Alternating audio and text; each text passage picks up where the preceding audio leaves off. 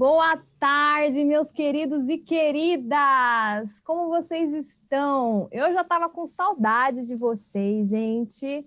Para quem não me conhece, o meu nome é Amanda Deschen.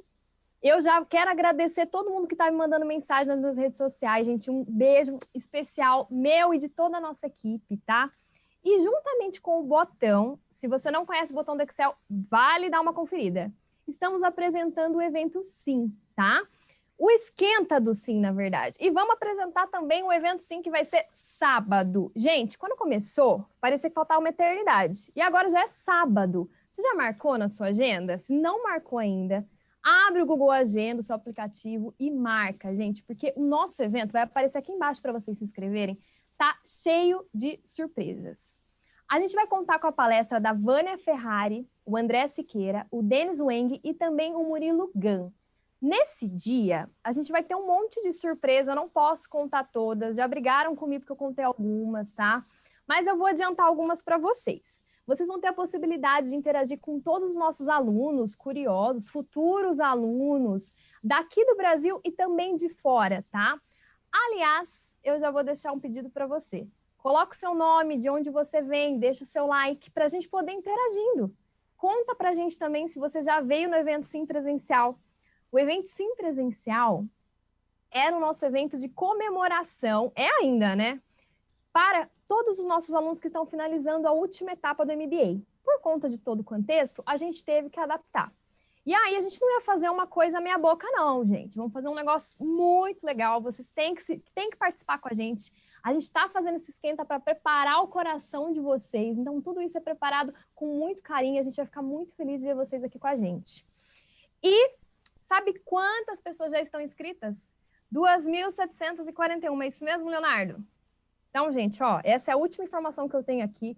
Estamos esperando você, seus familiares, sua equipe, seus amigos. Convida, gente, participa com a gente desse momento que vai ser muito legal. E aqui do lado também vão aparecer para vocês o QR Code dos nossos apps. E aí, gente, vocês podem baixar já, porque lá a gente vai começar a soltar algumas novidades, algumas informações, um pouquinho de cada vez, entendeu? Para no sábado, vocês se apaixonarem junto com a gente por esse evento tão maravilhoso que é o evento Sim. Então, agora chega de blá, blá, blá, né? Porque eu sei que já tem uma professora muito querida nos esperando. Vocês também estão esperando, que ela é uma das melhores professoras que a gente tem aqui no MBA Pesalco, né, Carol? Tá conseguindo me escutar? Sim, escuto bem, Amanda. Pessoal, Seja é um muito prazer. bem-vinda. Obrigada, é um prazer estar aqui com vocês hoje, conduzindo esse webinar aqui, né, sobre transformações digitais. Daqui a pouco vocês vão conhecer o professor Edvandro Conforto, ou revê-lo, né, porque muitos que estão aqui já tiveram aula com ele, tiveram essa honra de aprender com o professor Edvandro, que é uma pessoa que, além de ter bastante conhecimento da teoria, né, fez mestrado, doutorado, tem experiência internacional, também tem muita vivência prática de consultoria, é uma pessoa que, de fato, vive a realidade e ajuda a transformar empresas, né? Então, vai ser um prazer receber o professor Edvandro daqui a pouquinho. Vou me apresentar, para quem não me conhece, eu sou a Carol Shinoda, sou coordenadora do MBA USP de Gestão de Projetos, faço também parte da equipe de coordenação do MBA de Gestão de Pessoas. Nosso MBA é muito especial, se vocês forem alunos aí dos nossos MBAs, manifestem-se aí no chat, contem um pouquinho o que vocês acham, que a gente sabe que também tem potenciais alunos que querem conhecer, e nada melhor do que ouvir a percepção de quem de fato já cursa o nosso MBA, né? Então, quem for começar a ser nosso aluno, dia 21 de setembro, começa o novo MBA, o novo curso, nova turma, com um módulo estratégico, né? Que tem muito a ver com o que a gente vai trazer aqui hoje. Depois vocês vão ter o módulo de fundamentos da gestão de projetos, que é a gestão de projetos na veia, e aí finalizar o MBA com o aspecto de pessoas, né? Que é um dos aspectos mais fundamentais e que a gente vai discutir hoje também bastante aí com o professor Edvandro, né? A minha área de doutorado aí, que eu estudei, tem a ver com unir gestão de projetos e coaching, então falar de propósito de vida, né? Projetos de vida.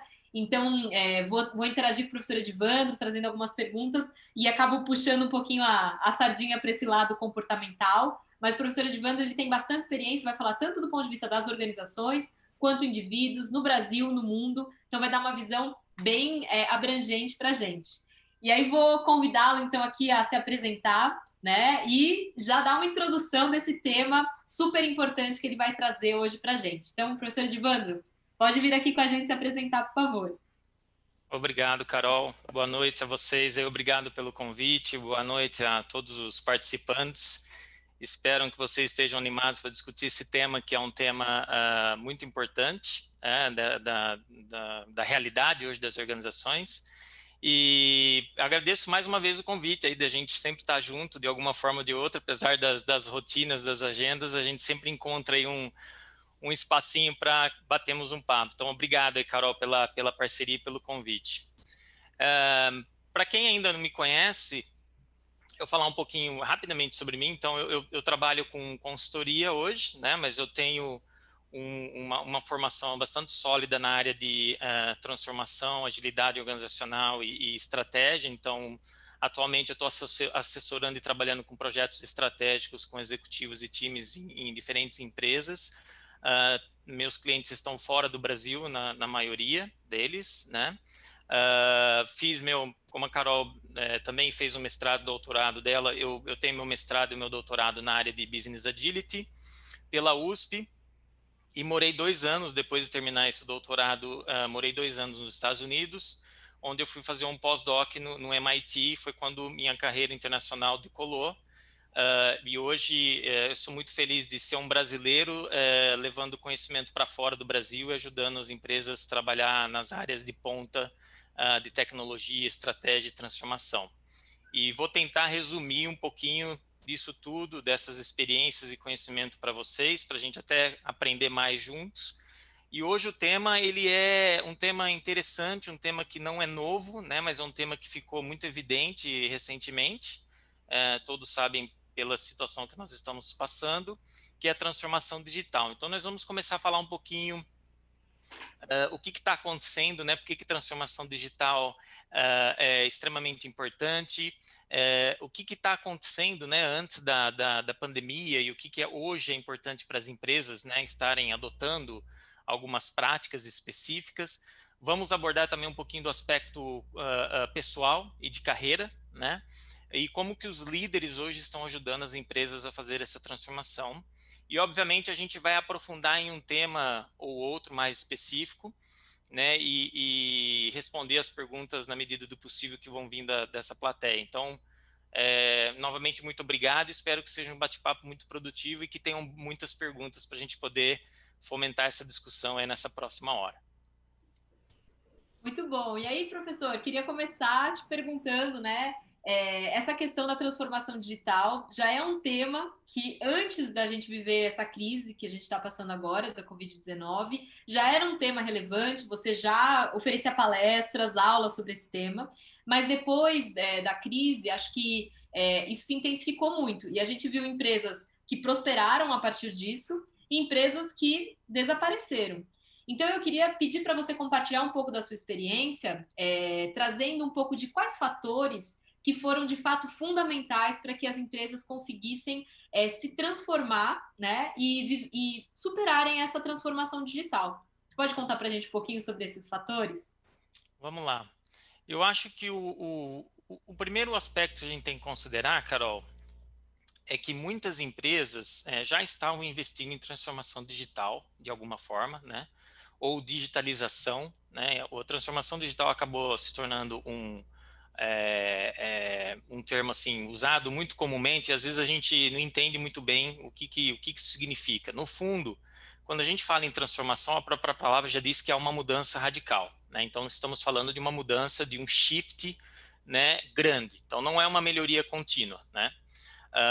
Outra coisa, quando a gente fala em transformação digital, é o peso da tecnologia que tem nisso, né? Então, muito embora algumas empresas estão investindo na digitalização de alguns processos ou produtos, ou seja, pegar um produto que era analógico ou que dependia de um processo muito burocrático, muito amarrado ou extremamente dependente do ser humano e transformar isso em algo ubíquo, né? Simples, digital, usando tecnologia, etc., ou automatização disso, né? Um bom exemplo disso é como é que você abre uma conta bancária hoje, né? Então, hoje você faz tudo pelo celular E antigamente, o que você tinha que fazer? Você tinha que ir até uma agência, levar uma pasta cheia de documentos, todos os originais, mas imagine se você perde esses documentos na rua, então imagina o risco que havia nisso, mais o tempo que demorava para abrir essa conta, e hoje você abre uma conta digital e assim, em menos de 15 minutos, sua conta está aberta, você já começa a operar a sua conta. Isso é uma transformação digital, mas às vezes, como a gente está falando de abertura de conta, pode ser apenas um produto. Então, não quer dizer que o banco é digital, quer dizer que a abertura de conta, a conta é digital, mas e o resto? Então, é preciso separar isso muito bem. Então, quando a gente fala de modelos de empresas digitais, nós estamos falando de modelos disruptivos, o que implica em você repensar totalmente como é que você gera valor. Eu vou dar um exemplo. Então, existem empresas hoje que vendem roupas pela internet. Então, não existe loja física, como nós sabemos, mas até pouco tempo atrás isso era difícil de entender, né? Difícil até de operacionalizar. Mas tem empresas hoje, por exemplo, que você escolhe quais os estilos que você gosta, tem um designer por trás dessa empresa ajudando na escolha desses estilos, né, ou dessas combinações. Essa empresa manda um pacote de opções para você provar na sua casa e você depois devolve aquelas que você não quer comprar ou não gostou. Então, significa que isso é um modelo digital de uma operação que era analógica. Então, essa empresa, ela já nasceu digital, por exemplo, né? E isso, ele acaba explorando diversos setores. Então, não é só uma empresa da área de moda, por exemplo, que pode se tornar digital, mas toda empresa hoje, ela de alguma forma, ela tem como melhorar muito a sua entrega de valor por meio disso.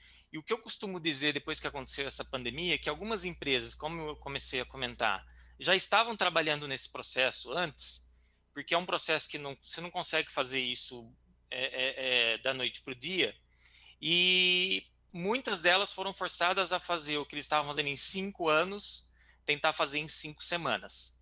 E é isso que causou toda essa turbulência, né, em algumas empresas que não estavam preparadas, ou seja, não tinham estrutura para suportar essa mudança de forma tão rápida, né? Então, muitas das organizações que hoje estão sofrendo esse impacto dessa pandemia, dessa nova forma de trabalho, de consumo, de gerar valor, é por conta delas não terem investido no tempo certo e não terem a plataforma certa para poder fazer esse shift num tempo tão curto, num tempo tão, né, rápido. E claro, quando a gente pensa em modelo de negócio, transformação digital também implica em revisar o seu modelo de negócio, até questionar se aquilo que a sua empresa faz hoje vai ser relevante, né? Então, a gente tem vários exemplos hoje de restaurantes, por exemplo. Então, assim, não tem como as pessoas irem mais localmente. Como é que a gente cria aquela experiência que era a pessoa ir até o local, não era nem tanto pelo alimento em si, mas era um conjunto de coisas que ter o local era parte, né, fundamental dessa experiência. Como é que a gente cria isso num ambiente virtual? Ou será que é possível criar isso no ambiente virtual, digital? De que forma? Então, isso passa por você repensar todo o modelo de negócio. Então, tem algumas coisas que algumas empresas fizeram que eu gostaria de compartilhar com vocês. A primeira delas é o seguinte: qual é o propósito da transformação? Transformar por transformar, né? A transformação não acontece no vácuo. Então, não adianta você falar assim, todas as empresas estão transformando, vamos fazer uma transformação digital porque está na moda, né? As empresas fazem isso, vão na mídia vender que isso é algo estratégico, competitivo para eles. Mas se a empresa não revisar ou não ter isso muito claro como parte da sua entrega de valor, seu propósito, a transformação digital, ela é meramente um enabler, né? Ela não é sua estratégia. Então, não pode confundir estratégia com transformação digital. A transformação digital é algo que precisa ser feito para poder entregar aquela estratégia que você tem para o seu negócio, né? Outra coisa que eu comento como um fator de sucesso é o senso de urgência. Então, esse senso de urgência não é porque hoje a gente está nesse ritmo frenético por conta de tudo que aconteceu, mas ele já deveria existir antes, porque a gente tem aquela falsa sensação de que, apesar de todo mundo falar o mundo está mudando tão rápido, é tudo dinâmico, é o mundo VUCA, mas a gente acha que às vezes isso vai demorar 1, 2 anos para acontecer. Basta a gente sair do nosso escritório, da nossa mesa e visitar clientes ou ir em centros de tecnologia e excelência para perceber que aquilo que a gente acredita que vai chegar em 5 anos já está batendo a nossa porta. Só não está no mainstream, ou seja, não está na mídia, Não está naquele jornal que você abre todo dia e fala, puxa, saiu no jornal X que eu leio todo dia. Se saiu ali, meu amigo, já é tarde. Já quer dizer que ali já tem algo consolidado, já tem um negócio consolidado, e se você está naquela área para competir, para ser o primeiro, você já saiu atrasado, né? Então, esse senso de urgência é muito importante. A outra coisa que eu sempre recomendo para os executivos que eu trabalho é a famosa empatia e autoconhecimento, né? Eu acho que o que está acontecendo hoje muito é que muitas pessoas tiveram um tempo de parar, refletir. E eu não estou dizendo meditação, tá? A meditação é importante também, mas não é só aprender a meditar, é se questionar, né, o seu próprio conhecimento, os seus próprios valores e o que você valoriza e o que você quer para a sua vida. E também ter empatia do que está acontecendo ao seu redor, né? Eu vejo vários comentários importantes hoje dizendo o seguinte, puxa vida, hoje a gente trabalha virtualmente e eu estou tendo a oportunidade de conhecer as pessoas naquela intimidade que antes eu não tinha quando eu sentava do lado dessa pessoa. E é um paradoxo, né? Fica até engraçado você falar isso, poxa, você sentava do lado da pessoa e você não sabia que ela tinha um cachorro, ou que adorava cachorro. E hoje você sabe porque toda vez que ela vai fazer um live, tem lá o cachorrinho brincando atrás dela, né? Então, assim, você está tendo um nível de intimidade, apesar de a gente estar trabalhando nesse ritmo, nesse estilo virtual, muito interessante. E isso é por conta do que você teve aquele tempo de falar o seguinte, puxa, eu nunca fiz um one-on-one com a Carol. Eu nunca tive a oportunidade de sentar com ela e bater um papo com ela antes da gente fazer uma reunião, etc. E hoje eu estou tendo essa oportunidade, porque apesar de tudo, essa forma de trabalho traz uma intimidade que às vezes a gente subestima, né? Então isso é muito importante, esse autoconhecimento. Outra coisa é assim, eu, por exemplo, eu já faço isso há tem um tempo, né? Ou seja, fazer uma autoanálise sempre. Então é, é, eu uso algumas ferramentas que depois eu posso comentar um pouquinho mais quando a gente falar de carreira, para fazer essa autoanálise, né? Então isso é muito importante. Outra coisa que eu acho extremamente importante, Carol, é líderes executivos que são proativos, né? Ou seja, aqueles que realmente conseguem remover os problemas para que seus times façam o que eles precisam fazer. E é diferente do que você falar para o time o que ele tem que fazer. É você ajudar o time naquilo que o time não deve se preocupar, né? Então, vou dar um exemplo. Puxa vida, eu estou tendo um problema de tecnologia de conexão, é por isso que o meu trabalho está sendo tão preocupante e eu não consigo, por exemplo, contactar a pessoa lá de TI. Ou seja, é função do líder fazer com que essa plataforma, ou seja lá qual é o sistema que você está usando, funcione da melhor forma possível. Ou seja, a pessoa que precisa executar uma tarefa, precisa criar alguma coisa, não é a função dela se preocupar com isso. Então, o líder ele tem que ser proativo a tal ponto de tentar antecipar quais são esses problemas e resolver esses problemas ou esses roadblocks antes que eles aconteçam para que a equipe possa trabalhar da melhor forma possível, né? Outra coisa é que na era pré-pandemia também já era importante e durante a pandemia se tornou mais relevante e pós-pandemia vai se tornar muito mais relevante ainda, times e pessoas engajadas, né? Com os seus propósitos alinhados. Toda vez que a gente fala em propósito, e a Carol é mais especialista do que eu para falar nesse assunto, o time, a empresa, a estratégia, o que você pensa como vida, o que você pensa como trabalho, tem que estar alinhado, né? Aquela coisa de você achar o seguinte, quando eu chego em casa eu fecho a porta e esqueço do meu trabalho, ou quando eu saio de casa eu esqueço da minha vida, não existe. Isso é utopia. Você sempre vai carregar sentimentos. Um dia que não foi bacana no trabalho vai refletir na sua casa, um dia que na sua casa não foi bom vai refletir no trabalho. Então, nós como executivos, como líderes, a gente tem que tentar ter essa percepção e esse feeling para poder ajudar as pessoas. Então, a sua casa, o seu trabalho são extensões da sua vida. Então, não adianta a gente tentar separar, porque é algo que a gente até consegue fazer por um tempo, mas a hora que a coisa começa a pegar mesmo, o bicho começa a pegar, a gente percebe que não tem jeito. Então, o melhor dos mundos, na minha opinião, é você encontrar esse equilíbrio, né, cuja essas duas extensões elas se funcionem harmonicamente, né? Então, para mim, isso é o melhor dos mundos. E claro, aí vem você gostar do que você faz, você estar num lugar bacana, você ter pessoas com quem você aprende, isso tudo é um conjunto. E isso tudo vai fazer com que a sua vida social, pessoal, vai ser muito melhor e vice-versa. Então é um conjunto. Você vê que as pessoas que têm o maior desempenho na vida, seja em time, seja na sua carreira, são aquelas pessoas que têm esse equilíbrio, tanto em família quanto no trabalho. E isso é extremamente importante. E nós, como líderes, temos que fazer o nosso papel na medida do possível para poder ajudar as pessoas a encontrar esse equilíbrio. E a outra coisa que a gente não pode deixar de falar é disponibilidade de recursos, né? É muito importante a gente querer fazer, mas se a gente não tiver o como fazer, nós corremos atrás, mas se a gente não tiver aqueles recursos ou capital, seja talento, seja dinheiro, seja ferramentas, de certa forma o trabalho vai ser mais difícil do que deveria ser. Não quer dizer que não vai ser executado, não pode ser executado, né? Nós, como seres humanos e como brasileiros, nós conseguimos tornar o impossível possível, mas sempre que você tenha mais recursos e tenha isso disponível, facilita muito a vida de todo mundo, né? Com certeza. Então, acho que E seria mais ou menos isso, Carol. Não sei se você quer aprofundar em alguma das linhas aí que eu comentei nessa primeira pergunta aí, nossa. muito legal. Acho que tem alguns pontos aí que você tocou que valem aí também um destaque, né? Primeiro, estou achando muito curioso aí você tá mudando aí para gestão de pessoas, hein, Edvandro?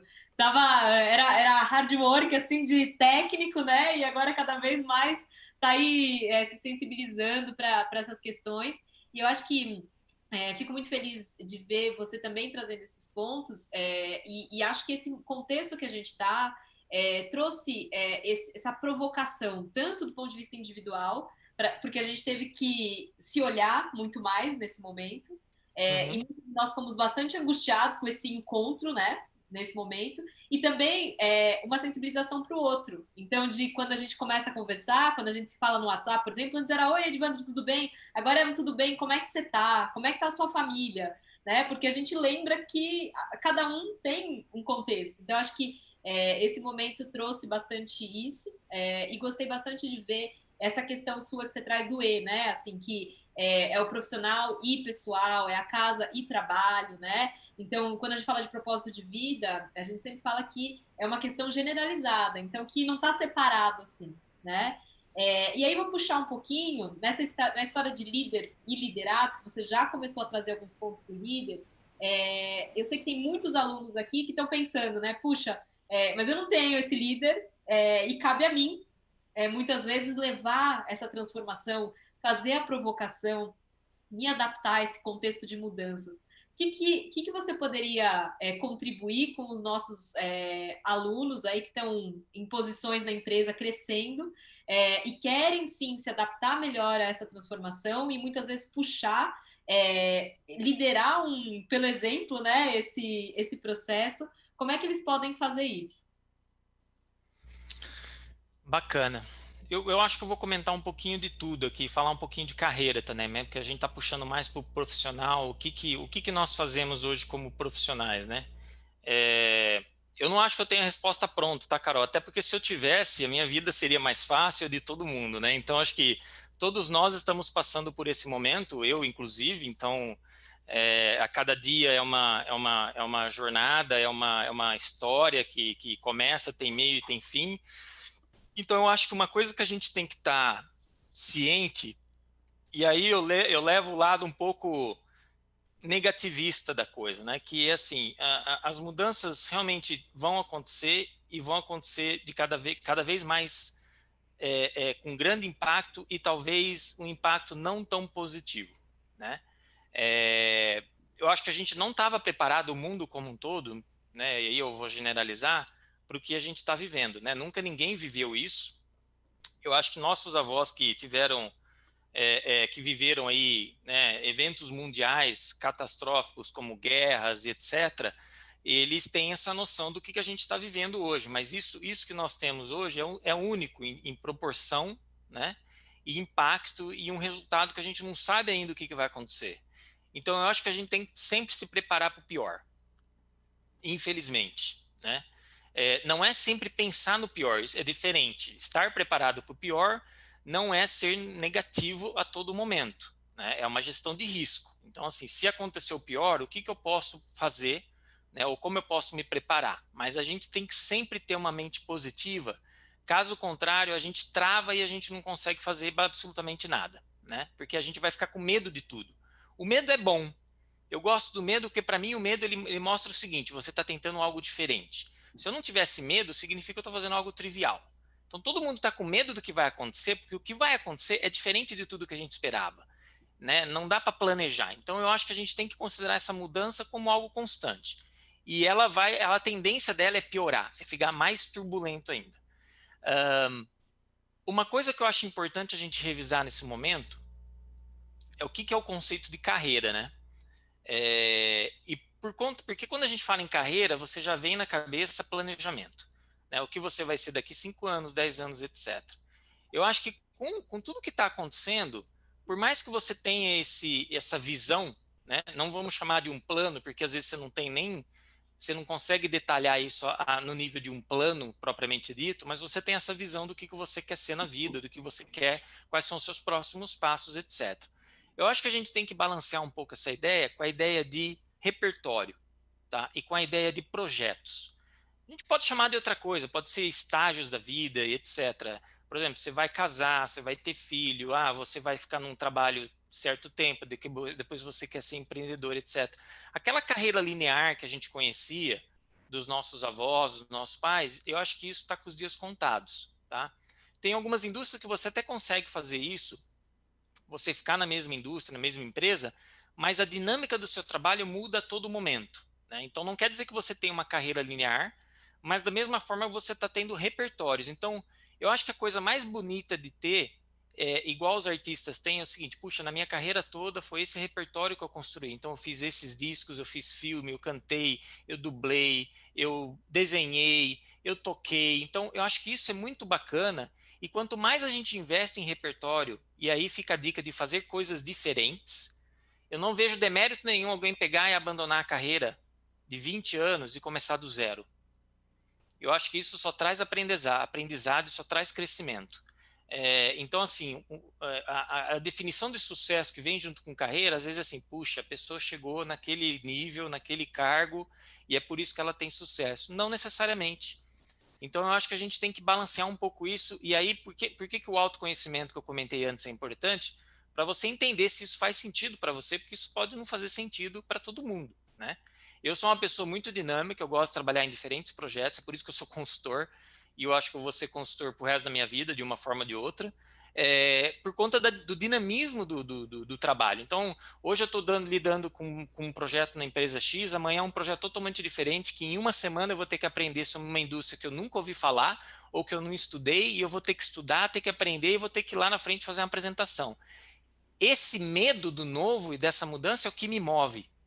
E é assim que eu tenho construído minha carreira. Então, eu tenho sempre buscado o seguinte: o que de novo e diferente eu posso fazer que vai agregar uma pecinha no meu repertório? E isso contribui para uma coisa que eu gosto muito de fazer e que eu faço, às vezes, sem pensar, que é conseguir ligar os pontos. Conseguir, às vezes, integrar coisas que não está óbvio para todo mundo, né? E que não parece óbvio ou que parece impossível. E isso, às vezes, eu faço naturalmente, por conta dessa construção de repertório. Então, você ter experiências diferentes é muito importante, né? Assumir papéis diferentes e não se envergonhe se às vezes você fala o seguinte: puxa vida, eu tenho a sensação de que eu estou dando um passo para trás. Não pense assim, né? Pense que você vai aprender algo novo, né? E que aquilo vai trazer algum benefício para você. A outra coisa que eu acho que a gente tem que mencionar, Carol, é a tal da tecnologia, né? Então, assim, nós não precisamos ser experts em tecnologia. Eu digo assim, você não precisa saber programar. Embora, se você conseguir aprender a programar, a própria lógica de programação vai te servir para muitas outras coisas, né? Mas não necessariamente você saber programar é o que vai te diferenciar. Eu acho que a gente tem que estar antenado no que está acontecendo de tecnologia. E aí vem o pulo do gato, porque se você trabalhar numa empresa com outros profissionais, outros talentos, você vai complementar essas expertise, esses talentos, com essa sua capacidade de conseguir ligar os pontos, né? Então, é o famoso profissional T-shape, ou seja, você tem uma especialização, né? Então, por exemplo, eu sou especializado em agilidade organizacional, mas eu trafego em transformação, em estratégia, tecnologia, pessoal, coaching, processos. Então, assim, eu consigo falar de temas e consigo unir temas de diferentes áreas, mas eu tenho uma expertise muito profunda na área de agilidade, né? Então, você conseguir se tornar esse profissional no formato T que eles dizem, ou seja, na horizontal você consegue navegar em distintas áreas, mas você tem uma vertente muito profunda em uma determinada área. E isso é importante porque isso vai te dar, lógico, aquele passo a mais, ou aquele degrau a mais que você pode usar em determinadas áreas.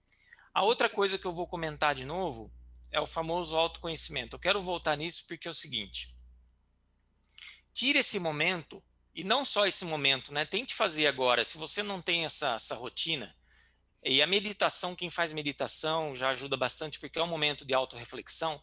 Tire alguns momentos, alguns segundos ou minutos por dia para você fazer uma autoavaliação. Pode ser 5 minutos, pode sentar um minutinho, não tem problema, ou de noite antes de dormir.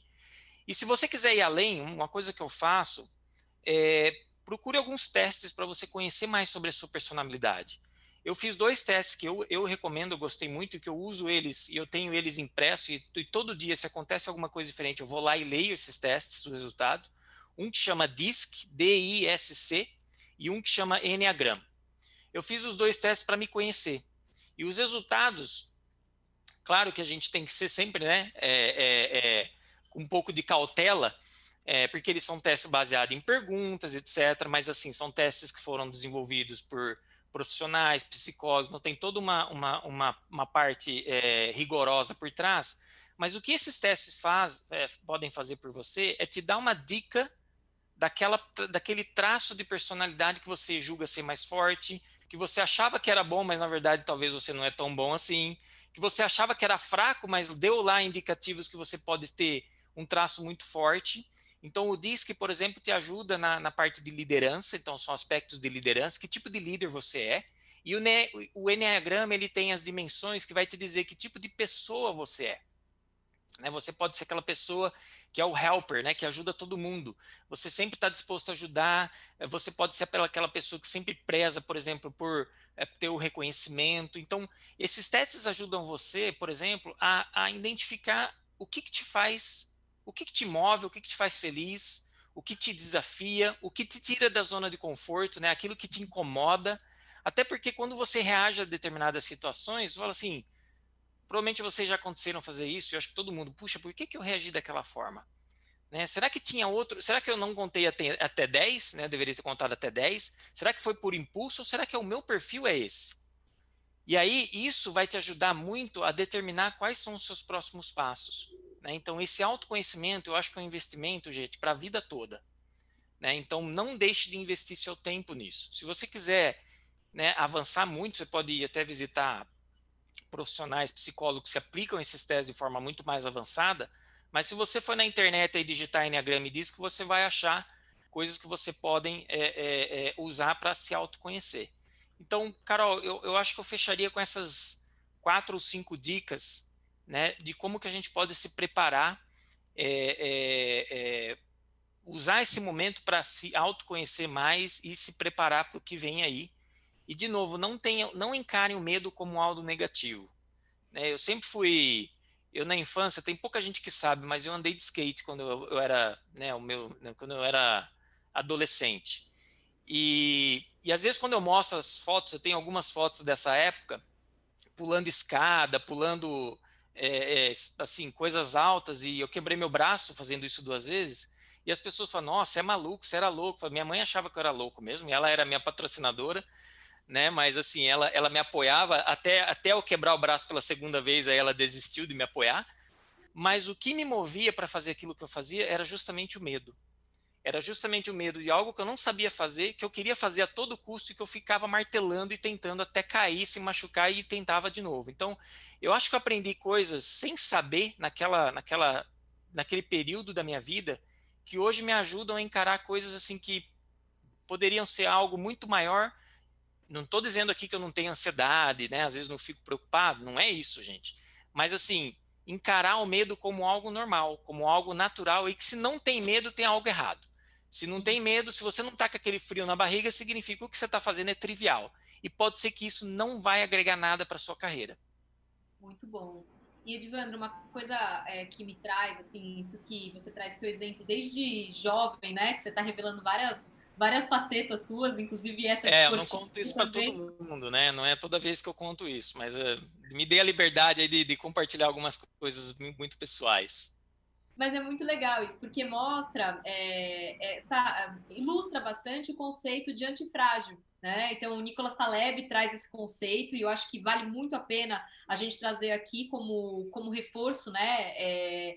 Do que a gente hoje precisa como profissional. Então, porque a gente fala muito de resiliência, né? E é claro, é importante a resiliência, mas a resiliência é a ideia da física, né? De quando você toma uma pancada, um material que toma uma pancada, volta à forma original, consegue retornar à forma original. E a gente está falando aqui de uma postura de aproveitar essas pancadas não para voltar à velha forma, igual essa ideia de novo normal. Não existe, né? É outra dimensão.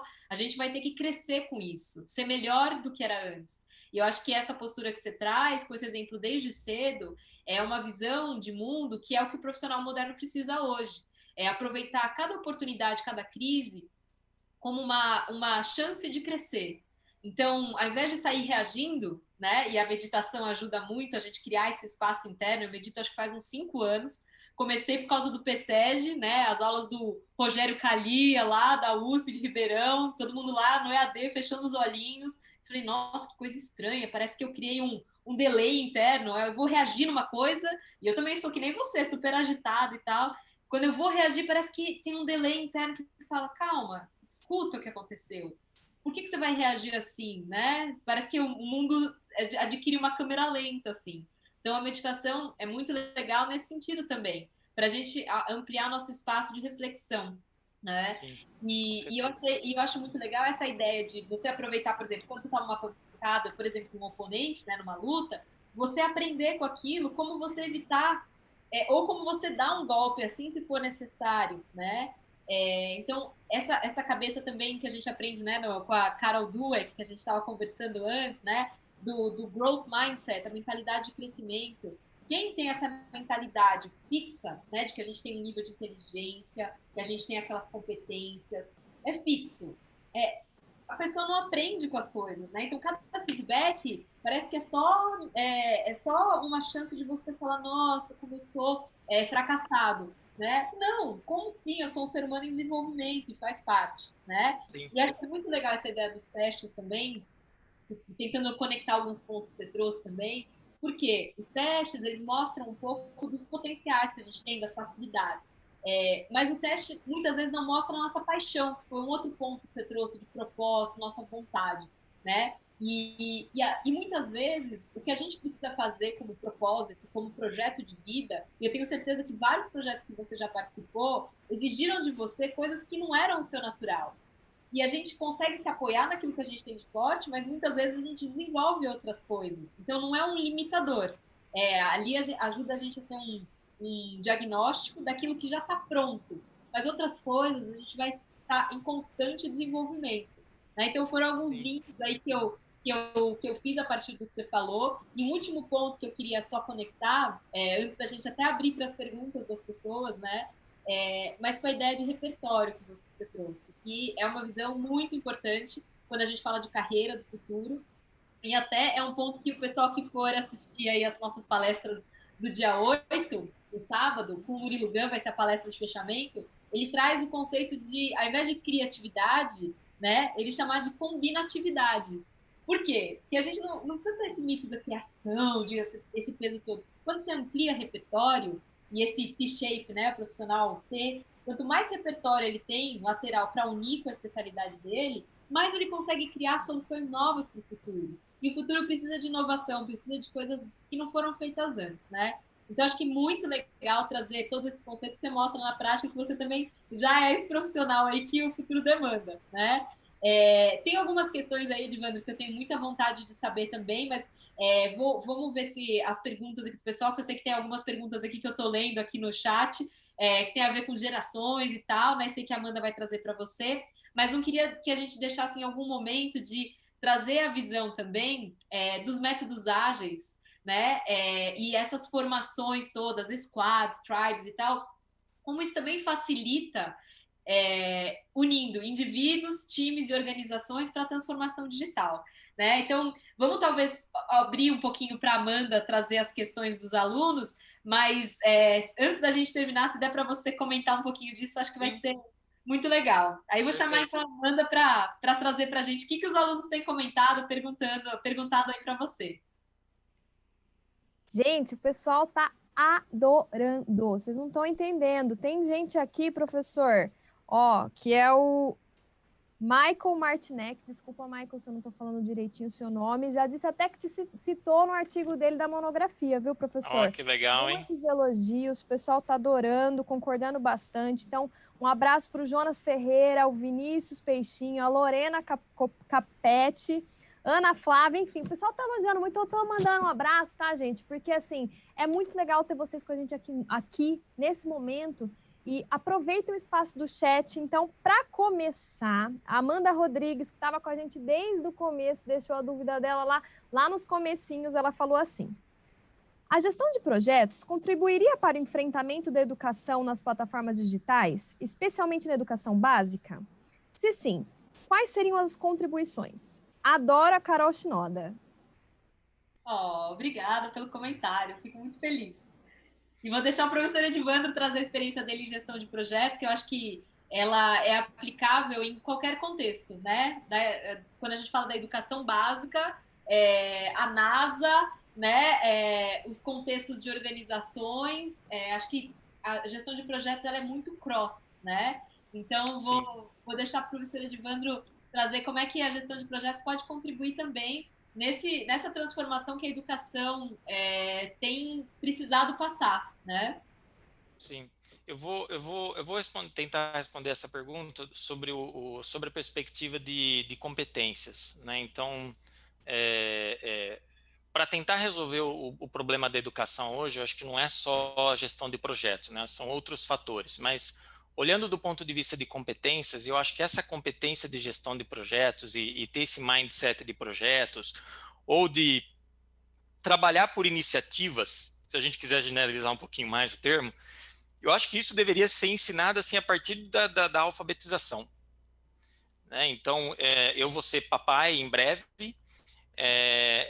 então minha filha com certeza já vai nascer com um roadmap do que ela vai aprender quando ela vai ser pequena, né? Quando é ainda muito novinha, e ela vai descobrir anos mais tarde que aquilo vai ser gestão de projetos, mas é uma coisa que eu pretendo passar para minha filha, e eu acho que isso deveria ser ensinado de forma bastante sistemática desde muito cedo, até para a gente preparar esses profissionais para lidarem com esses problemas complexos que nós temos hoje e que não necessariamente tem uma solução pronta, óbvia e ali para ser pega da prateleira e ser aplicada. Então, o próprio ensino por projetos, né, ou por problema, né, o project-based learning ou problem-based learning, eu acho que já leva isso para o contexto adulto, né? Eu acho que muitas organizações, algumas instituições particulares, inclusive, já estão trazendo isso para as novas gerações e assim desde muito pequeno, desde muito novo, né? Então essa educação básica já tem bons exemplos disso sendo aplicado, inclusive na rede pública. Então eu acho que é uma questão de uma competência que precisa ser ensinada. Não é eu não deixaria essa competência para ela ser ensinada só depois que você se forma na faculdade ou durante a faculdade. Eu acho que é muito tarde.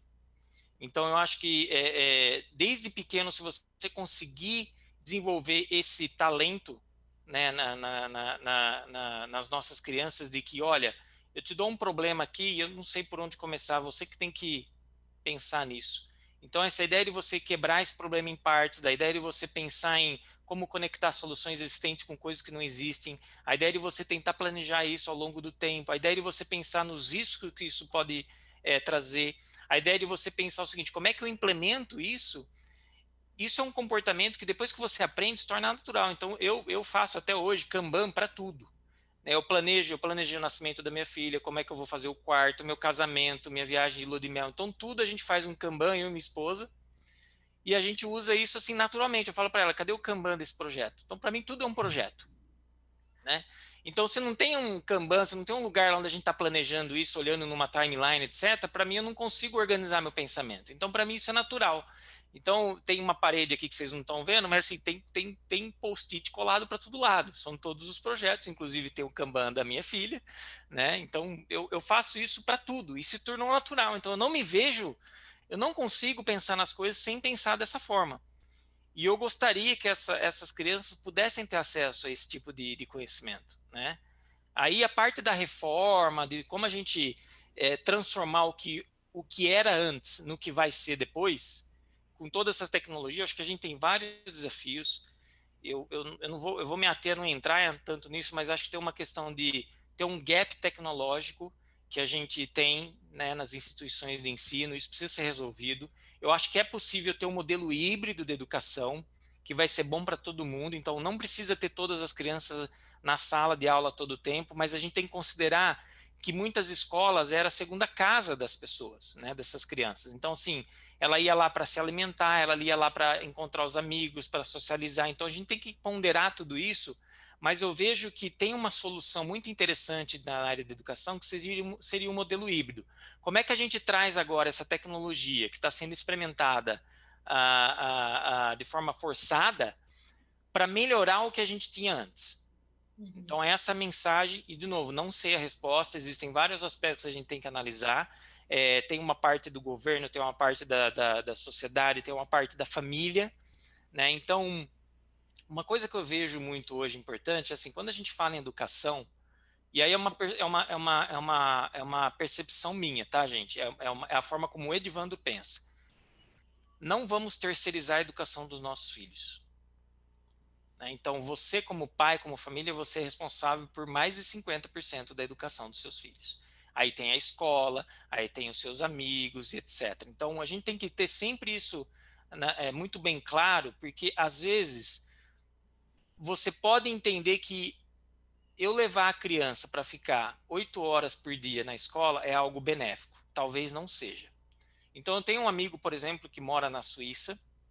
Ele é brasileiro, inclusive, e quando eu visitei ele, há alguns anos atrás, eu estava no MIT na época, a filha dele tinha 5 anos, falava já 5 idiomas, né, com 5 anos de idade, praticamente, recitava poema em francês, em alemão, em português, em inglês, etc. Assim, era a coisa mais linda, só que ele falou o seguinte, falou, Edivandro, eu estou tão preocupado com essa geração, porque eles vivem o dia deles na escola, e chega da escola tem tarefa.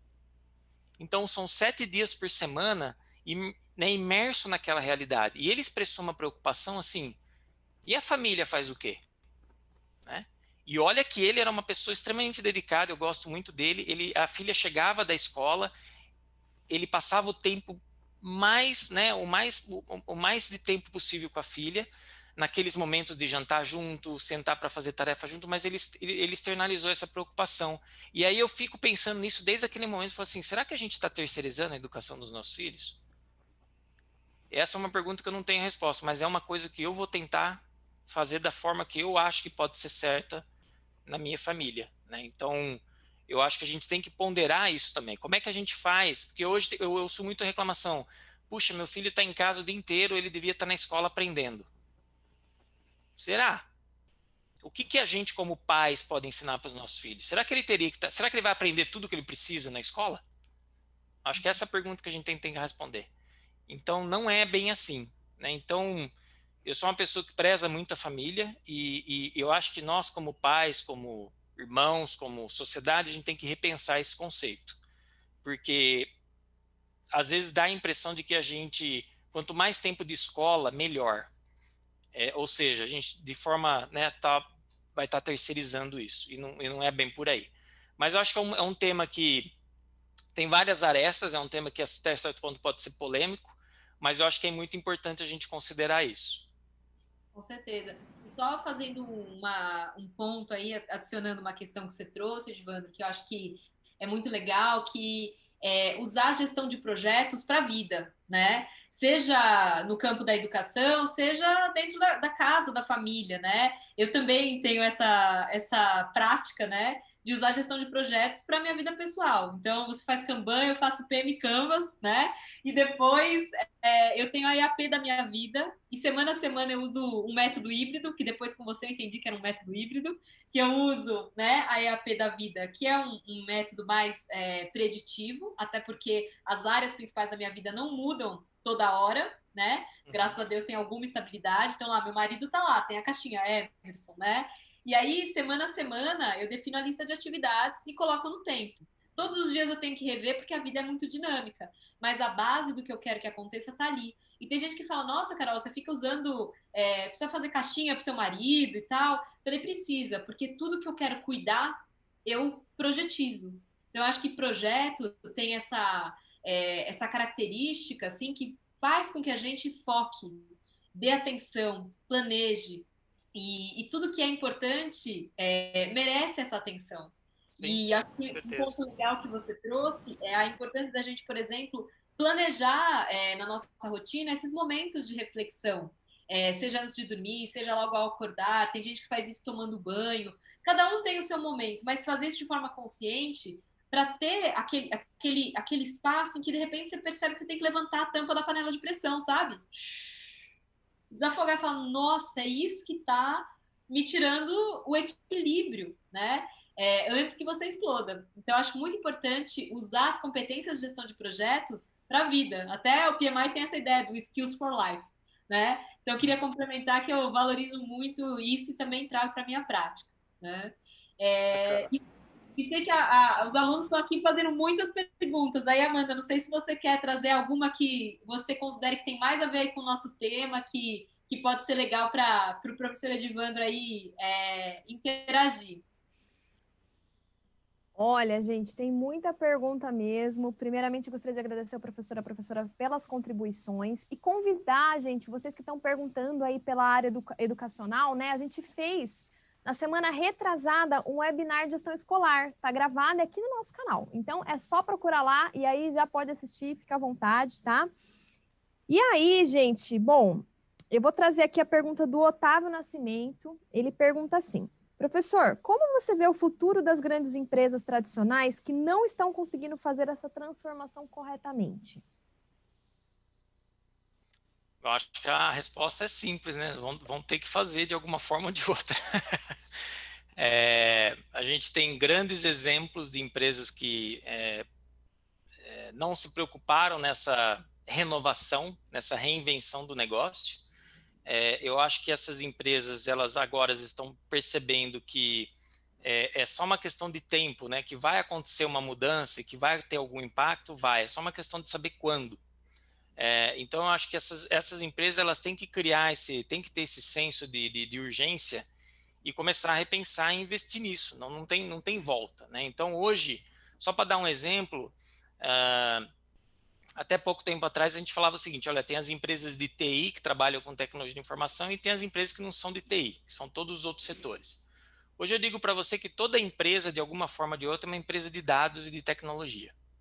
Porque todos os produtos estão sendo conectados de alguma forma, seja por tecnologias de IoT, seja por tecnologias de conectividade, seja por conta da plataforma, né, do protocolo de 5G que vai entrar.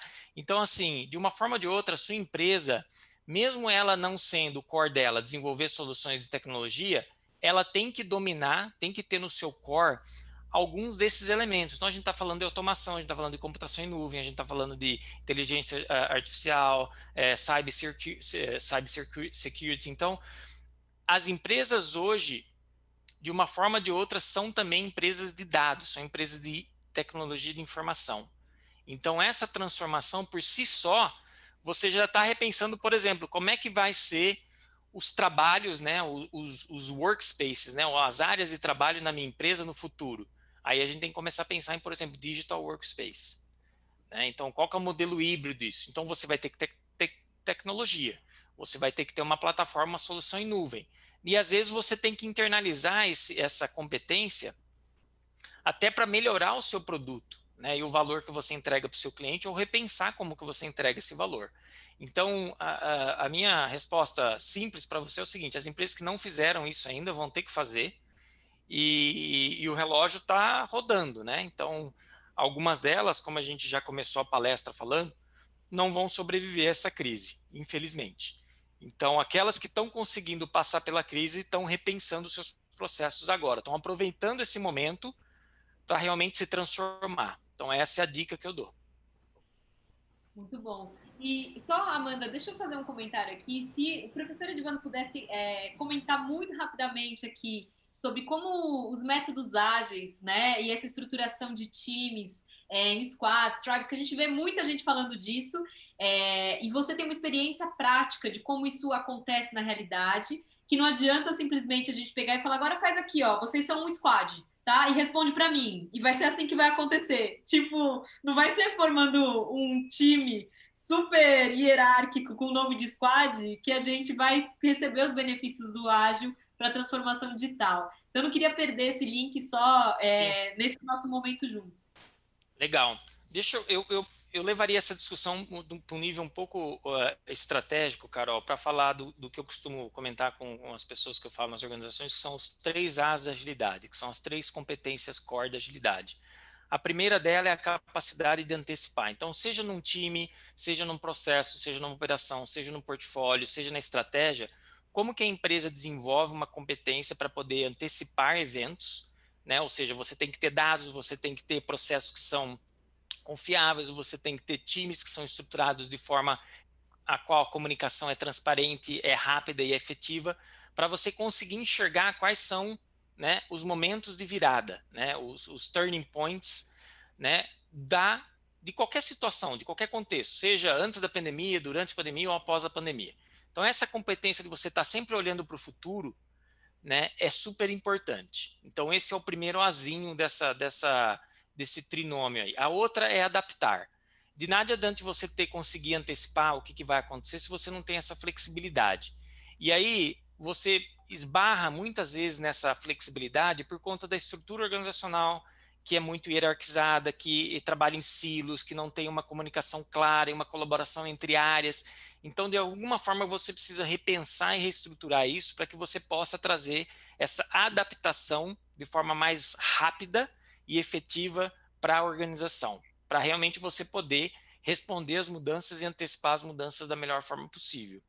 E o terceiro e último A, que não deixa de ser muito importante, que hoje cada vez está mais evidente, que é a aceleração, que é a velocidade. É difícil da gente falar em agilidade e a gente não falar em velocidade. Claro que tem toda uma cultura por trás, tem todo um foco no cliente, mas hoje, cada vez mais, as pessoas querem as coisas mais rápidos, né? Todo mundo quer as coisas mais rápido. Eu vou dar um exemplo assim que foge da realidade, tá? A gente pode falar de abertura de conta, igual eu falei para você. É inconcebível hoje alguém te falar o seguinte: olha, vem aqui na minha agência, você vai perder 2, 3 horas para trazer os documentos e vai esperar uma semana para ter sua conta. Ninguém aceita mais isso porque todo mundo já experimentou como é que abriu uma conta digital. A mesma coisa com carro. Quando eu estava fora do país, eu estava viajando para um projeto, a gente fez uma viagem lá e a pessoa que levou a gente tinha um Tesla Model X, que é aquele grandão que abre as portinhas assim, parece que vai voar, etc. E aí ele estava me explicando como é que é a manutenção daquele carro. Sabe aquela coisa que você tem que pegar o carro naquela data, levar lá na concessionária, esperar trocar óleo, etc. Ele falou assim: Ivano, sabe como é que é a manutenção do Tesla? É simplesmente um aplicativo que eu aciono aqui e é feita a varredura completa do carro, de todos os seus sensores, etc. E aí ele vai me dizer se eu preciso ir ou não na concessionária para trocar alguma peça. Raramente eu preciso ir. Então, toda essa manutenção e esse upgrade ou update que eles fazem do carro ou das partes elétricas do carro, deixa de ser custosa, deixa de ter todo aquele investimento de tempo que você tem que levar numa concessionária ou mesmo deixar o carro disponível para alguém vir pegar e levar lá. E a partir do momento que ele falou uma coisa interessante, ele falou: Ivandro, quem tem um Tesla, experimenta isso, nunca mais vai querer ter um carro normal que tem aquele padrão, né, de serviço que tem hoje, que a gente conhece. E isso é muito engraçado, porque uma vez que isso aqui tiver disponível para todo mundo, né? Ou seja, passa aquela curva, né, dos early adopters lá e vai virar mainstream, eu aposto que quando você tiver essa experiência, gente, jamais você vai aceitar aquele modelo anterior. E isso tem a ver com a velocidade, tem a ver com a eficiência, tem a ver com a sua jornada. Então, as empresas que perceberam isso, que criaram uma plataforma que vão fazer com que a sua experiência seja mais ágil, mais eficiente, mais proveitosa, a pessoa que experimentar aquilo e gostar jamais vai te abandonar e voltar para aquilo que era antes. A não ser que as outras empresas igualem o nível de serviço com elas, você não vai aceitar mais abrir uma conta do jeito que era antigamente. Você fala: não, é inconcebível eu sair da minha casa e ir até o banco para preencher um monte de papelada. Não tem um troço aí no aplicativo no celular que eu posso fazer? Isso a gente está falando em velocidade. E por isso que a transformação digital, amarrando tudo isso, ela possibilita essas coisas. Então, ela é um enabler E junto com a ideia de Business Agility, ela traz uma visão estratégica para a organização extremamente relevante hoje, que vai ajudar as empresas e nós como os profissionais em carreira, etc., a repensar como que nós, né, resolvemos problemas para os nossos clientes. É isso aí, professor. Quer um exemplo rápido e fácil? Você que já teve seu celular de 16 GB, tá? Daí você passa para um Pois é. 128, você volta para o 16 GB?